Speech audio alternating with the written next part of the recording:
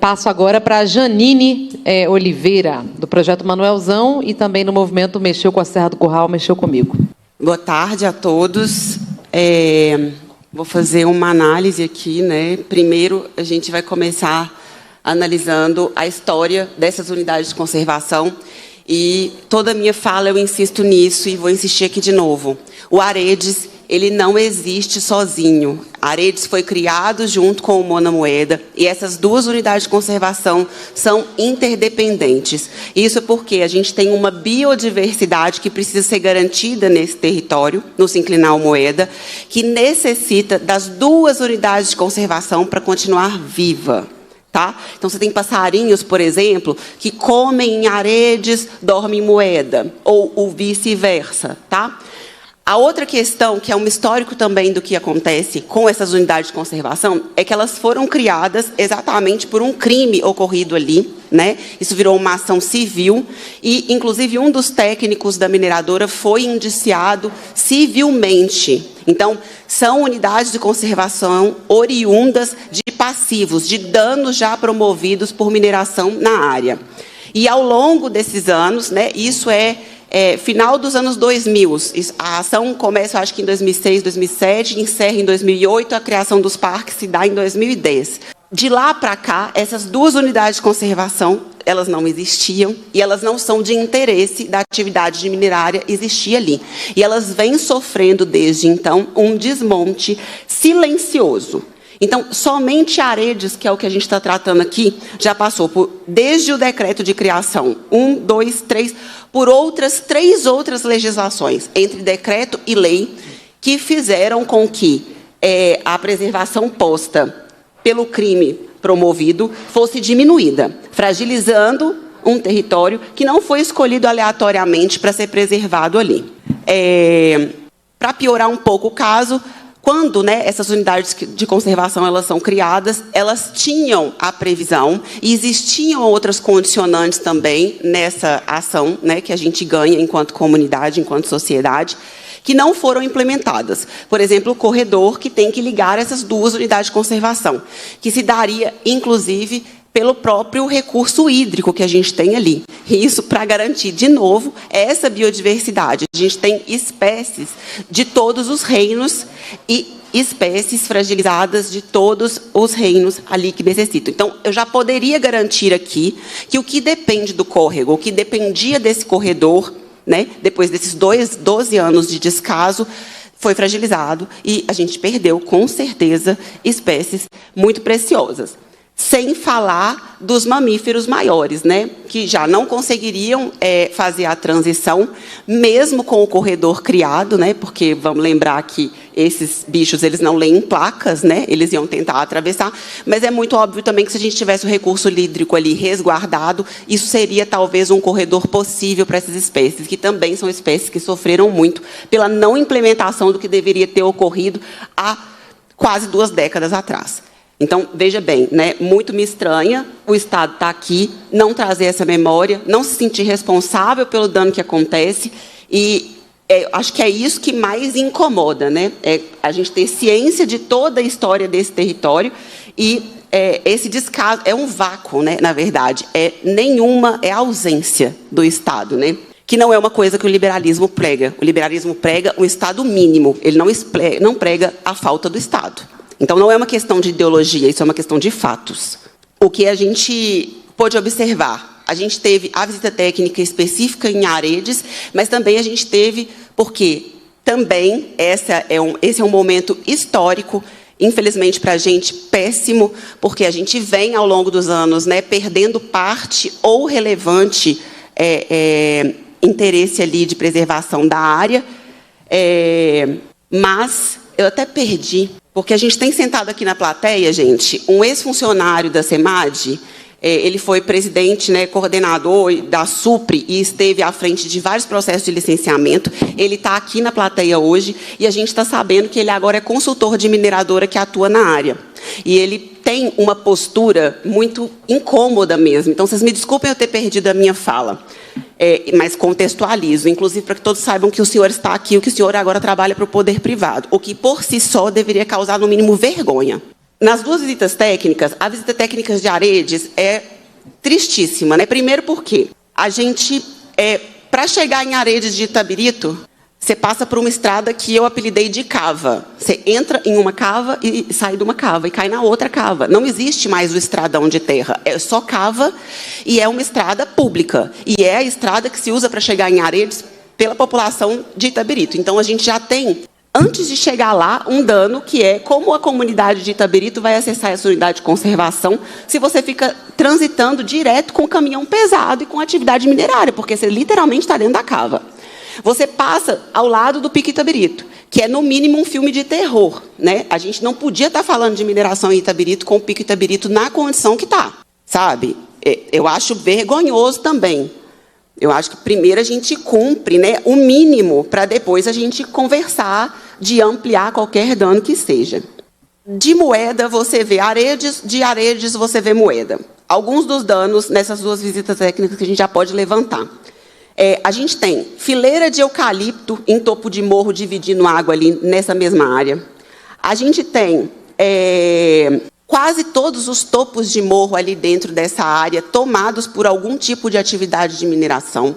A gente tem a estrada de cava, né, que é uma estrada pública que, infelizmente, eu duvido que ela vá se manter como uma estrada pública, principalmente se a gente perder mais pedaço de Aredes, e isso também é dano à população diretamente, inclusive sobre o nosso direito de ir e vir. Ficam nessa discussão de rodoanel, mas não cuida nem do que já existe, né, aqui na Grande BH, para que as pessoas transitem. E é uma via importante, porque daria a passagem, né, por exemplo, de Itabirito direto para Moeda, sem precisar usar mais nada. E isso está cheio no estado disso. A gente não precisaria estar falando aqui de rodoanel se essas vias fossem cuidadas ou que elas fossem dadas para a população e não para empresas privadas. Para além disso, você tem uma realidade hídrica, né? E aí, assim, você já tem... A gente está falando da bacia do Rio das Velhas, a gente está falando de dentro do quadrilátero ferrífero aquífero. Então, você já tem um tanto de dano ali. Mas é muito pior, eu acho, que para a própria comunidade de Itabirito, porque a gente está falando também de uma área que atinge diretamente o manancial de água que abastece as pessoas de Itabirito. Então, a gente está falando também de um dano direto à água da torneira das pessoas que moram em Itabirito. E, para além disso, a gente está falando, talvez, né, se a gente não manter uma gestão comprometida ali com esses recursos hídricos em Itabirito, findar mesmo com o próprio rio Itabirito. Porque os dois grandes braços beneficiários do rio Itabirito estão exatamente nessa região. Então, mais ou menos, o Ribeirão Silva, que é conhecido como Mata Porcos, né, ele é responsável por 40%, e o Córrego Bação pelos outros 60%. E todos os dois estão sendo lesados por as mesmas ocorrências descritas aqui na minha fala anteriormente. Para além disso, né, na nota técnica que o Ministério, e aí vou, né, dar os parabéns ao Ministério Público Federal, que tomou essa iniciativa, ao do Patrimônio Estadual, que eu vi que também está envolvido, e aos demais dos ministérios, né, que estão envolvidos, e dizer que hoje, né, o que a Aredes guarda? A Aredes guarda uma zona primitiva de fauna e flora, as cangas, e aí a gente está falando, gente, que é só em Aredes que tem isso, de todo aquele pedaço, de toda Itabirito, o único lugar que ainda guarda canga é Aredes. O único lugar que a gente ainda tem zona primária de fauna e flora é Aredes. A gente tem uma endemia também, por exemplo, toda vez que a gente estiver falando de endemia de canga, por exemplo, cactos, né, também só vai existir em Aredes, porque se só tem canga em Aredes, ele só está em Aredes também. Você tem uma trilha também, que é conhecida como trilha de cangas, que tem que servir, inclusive, foi dado para estudos de recomposição ou possível recuperação desse geossistema, né, que fica ali nas cangas, e que também poderia nos dar a solução para trazer a recuperação ambiental em outras áreas de cangas que a gente ainda tem a canga, mas não tem as espécies de fauna e de flora, tá?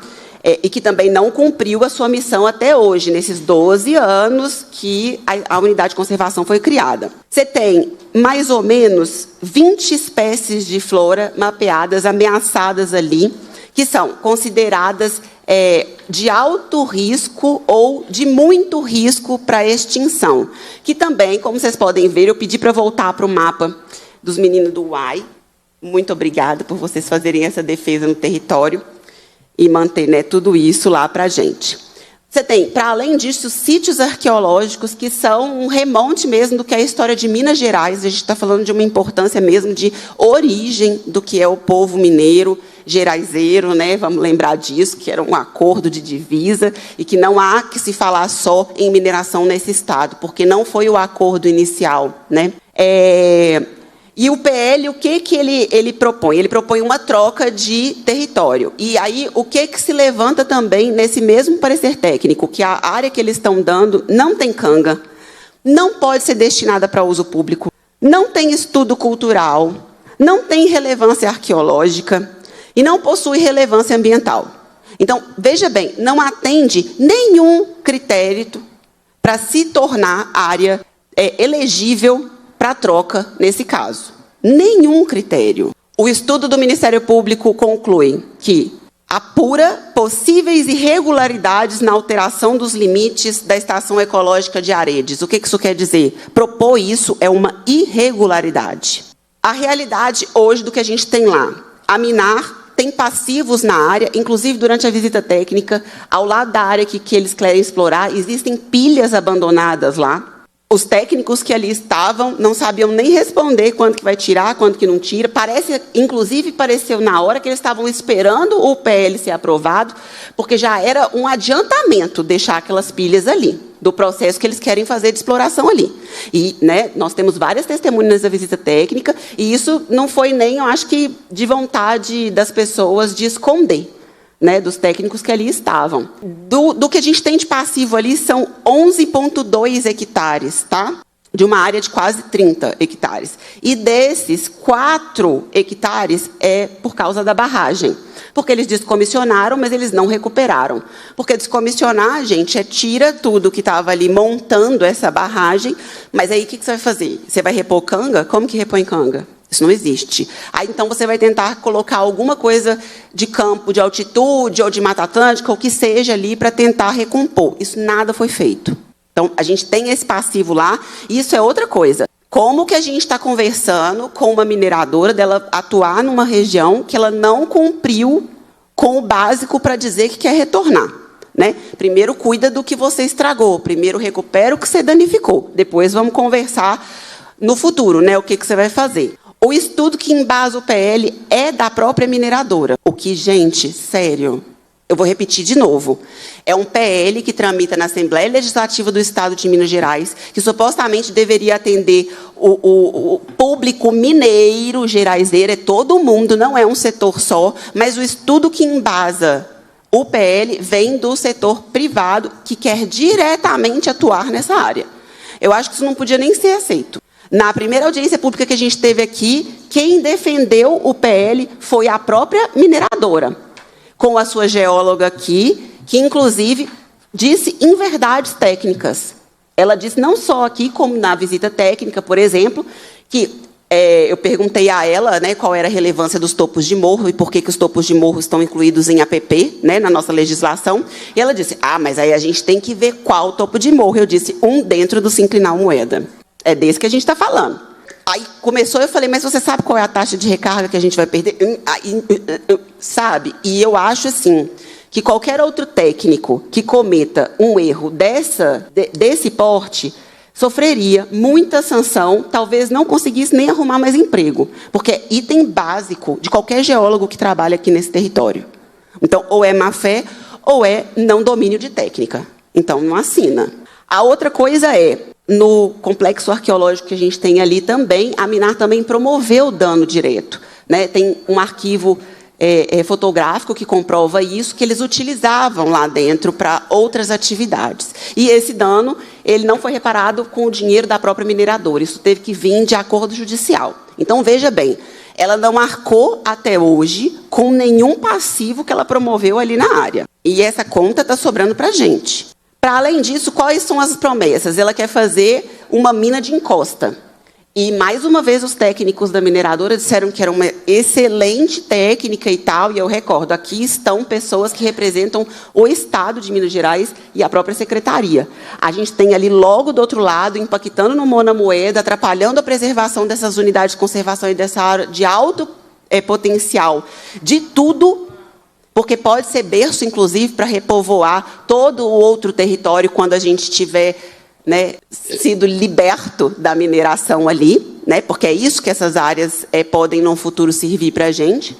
Ela diz que é um excelente método, que a cava, né, de encosta é excelente, só que a Gerdau, do outro lado, está lá, que invade o Mona Moeda, pede ampliação, chantageia o Estado, aperta o IEF, coloca todo mundo no estado de castração com a mesma técnica. A Gerdau usa cava de encosta. E é visível, inclusive na visita técnica eu alertei a ela, eu disse, querida, daqui dá para ver a cava da Gerdau lá, ó. E ela só dá problema, um atrás do outro. E é muito óbvio, porque também todo geólogo sabe que quando você mexe aqui em campo ferruginoso, quando você mexe num lugar que tem muito ferro, que é lixiviável, que sofre com o efeito da água, da chuva, muito facilmente, o que acontece, gente? Você retirou a canga, é só deixar a chuva agir. Inclusive, é uma estratégia de várias mineradoras. Vão lá e só fazem um dano superficial e espera a ação de fora, né, a ação exógena, comer o território. E ela alegando que isso é uma ótima técnica e que, por isso, que não estragaria lá. Contextualizando Itabirito. Itabirito é um dos estados, eu acho que de Minas Gerais, o com maior concentração de exploração de minério de ferro hoje. E, para além disso, a gente tem na página 13 do estudo do Ministério Público, um estudo do Magalhães, recente, de 2022, que diz que a superexploração do Cauê, do aquífero que a gente tem ali, no Sinclinal Moeda, e esse rebaixamento e esse bombeamento que ocorre graças a essa alta concentração de atividade minerária na área, já impacta pelo menos 50% da reserva renovável do recurso hídrico que a gente tem ali. E ele ainda conclui, nesse estudo dele, que ele acredita que o dano ainda é maior que 50%. Porque se a gente está falando, né, de água muito subterrânea, e aí ele deduz lá que, com certeza, as águas superficiais sofreram muito, mas que é muito óbvio que as águas subterrâneas também. E a gente tem geólogos que estudam aquela área, que dizem também que ali embaixo a gente tem uma situação geológica muito complexa, que a gente tem grandes bolsões mesmo, vazios ou preenchidos de água, e que a retirada, né, indiscrepante, ou não estudada, ou não observada, pode vir a gerar o afundamento, o deslizamento para baixo mesmo, e a gente já vê isso acontecendo no Nordeste do país. E eu não consigo entender por que o Ribas está rindo para mim. Porque não tem nada legal no assunto inteiro que eu estou falando.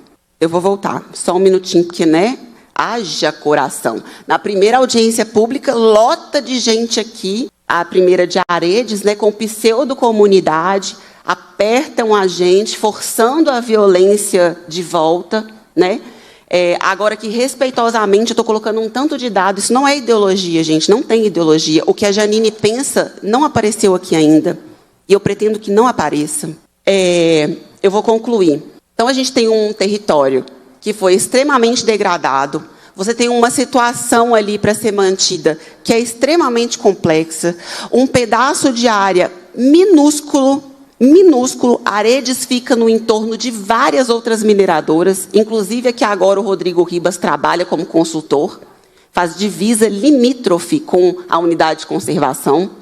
A gente tem um estado, hoje o IEF está desmontado. Não dá nem para falar que está sofrendo um desmonte, já está desmontado. Há menos de um mês atrás, todos os superintendentes pediram demissão e fizeram uma carta aberta, porque eles não têm nem plano de carreira. As unidades de conservação do Estado estão passando por privatização.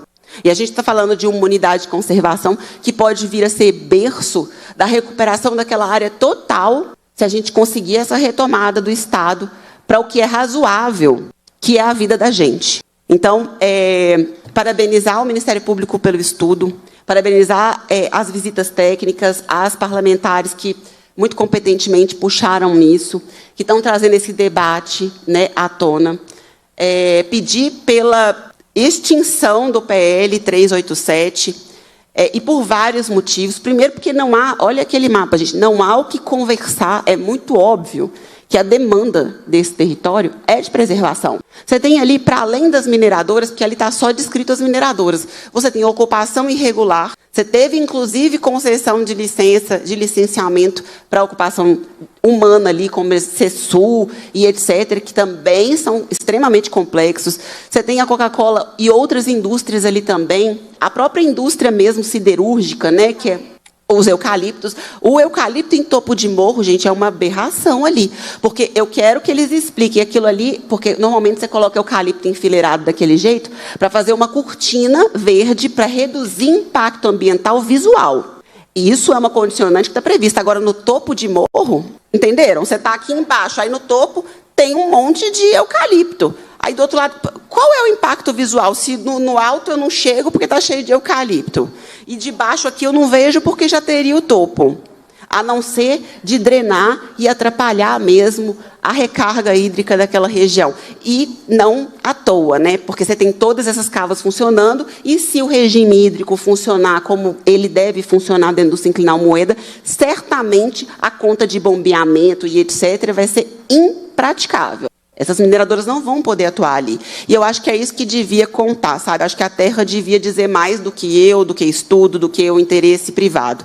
Se lá é uma terra de natureza hídrica, se lá o que a gente tem é a beleza cênica, a gente tem os vestígios, né, dos ancestrais, se a gente tem toda uma riqueza endêmica, isso a gente está falando, gente, no mundo. Não é endemia em Minas Gerais, não é endemia no país, é endemia no mundo. Se isso não basta para preservar Aredes, com todo o histórico da terra, com todo o histórico da unidade de conservação, com todo o avanço que a gente tem da mineração, com todos os passivos que a gente já teve, calculando os que vão sobrar. Se a gente pensar, por exemplo, que todas aquelas áreas vermelhas vão sobrar para a conta, para o cofre público, já não é dano o suficiente? E aí eu estou falando do dinheiro de todo mundo, eu não estou falando do dinheiro de uma pessoa só. Então, a gente não está de acordo com o PL, e agradece muito a oportunidade da gente conseguir fazer esse debate qualificado aqui, né? E poder também dar clareza à população e dizer para vocês, hoje vocês estão aqui quinta-feira de tarde, não é fácil para a população que trabalha, que precisa, né, de garantia estar aqui uma hora dessa, e vocês não estão aqui à toa, vocês estão aqui exatamente pela vocação de vocês com a terra, e eu espero mesmo que esse projeto ele seja barrado, e o de Moeda também, e que o Estado entenda que bonito, relevante, importante nesse momento é não só garantir a segurança das duas unidades de conservação, como resguardar tudo que sobrou ali até o próprio corredor e pegar as condicionantes de todas essas mineradoras e obrigar elas a implantar no território, né, a fim de a gente ficar com menos passivos na nossa conta no futuro. Muito obrigada, Janine. Direito vem, nosso direito vem. Se não tem nosso direito, o Brasil para também. Confia em Cristo Rei, que nasceu lá em Belém e morreu crucificado porque nos queria bem. Confiar em seu amor, vai reclamar Deus doutor, mas nosso direito vem, nosso direito vem. Nosso direito vem, se não tem nosso direito, o Brasil vai.